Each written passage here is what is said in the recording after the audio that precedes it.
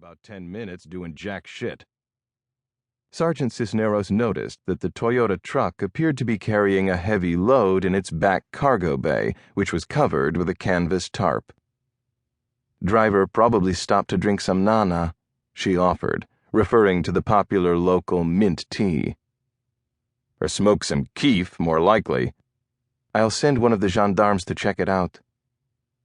Sergeant Cisneros exited Post 1 and took 2 steps toward the front gate with the intention of giving orders to one of the 4 Moroccan security officers stationed there, when she heard a vehicle honk behind her. Turning, she saw the big white water truck that had arrived to deliver 1,500 gallons of potable water to the embassy, backing toward the gate. "What the hell's he backing up for?" Cisneros asked into the helmet headset that connected her to Post 1. "Because he's a typical Moroccan driver," answered Hachette. "Open the inner gate," Sergeant Cisneros barked. Then she held up her arms to stop the driver of the water truck and yelled, "Arrêtez!" But the driver, who had his radio blaring, didn't hear her. Cisneros had to jump on the truck's running board and shout through the side window before the driver applied the brakes and stopped.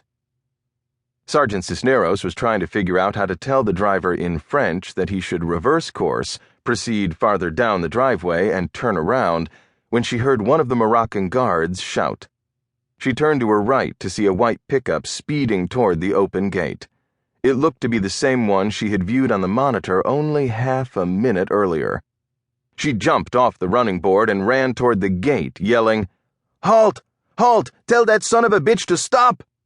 The Toyota screeched to a halt in front of the Delta barrier, a steel structure that came up from the ground with a flap that faced the driver. As smoke rose from the pickup's tires, a young, scrawny man got out of the passenger side, pointed to the barrier, and started screaming in Arabic. "What's he saying? What the hell does he want?" Sergeant Cisneros shouted to Jalil, who had joined her at the gate. Both of them held their weapons ready. "He wants you to lower the barrier," Jalil replied in English. The young man on the other side of the barrier was dressed head to toe in white. His dark eyes were popping out of his head, and he was gesturing wildly. "Tell him to get back in the truck and back it the fuck out of here before I blow him and his friend away." As Jalil started shouting instructions in Arabic, Sergeant Cisneros remembered that Arab men who were preparing for martyrdom often wore white. Feeling an enormous surge of fear and adrenaline, she screamed, "Jalil, take cover!" Then, "Tell the driver to get out of the vehicle and hug the ground!" The man in white turned suddenly and started running away from the pickup toward Avenue Mohammed Al-Fassi.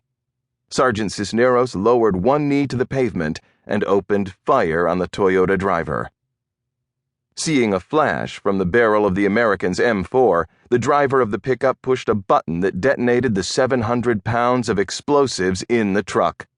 The last thing Sergeant Nancy Cisneros saw was an enormous white flash. The power of the blast completely pulverized her body and threw her head 100 yards. Jalil, Hachette, the driver of the water truck, the other Marines, and all the Moroccan guards were killed immediately. The visa applicants standing in line were either killed outright or horribly wounded. All that remained of the water truck was a shredded chassis. What had been the pickup became a 12-foot wide, 6-foot deep crater. The blast destroyed the front of the embassy building, killing 33 Americans and 24 local employees. Flying metal, glass, and debris seriously injured another 70 people inside the building, including the U.S. ambassador, who suffered facial lacerations and a concussion. Windows were blown out in neighboring buildings, including the Belgian embassy and a preschool, injuring hundreds of others.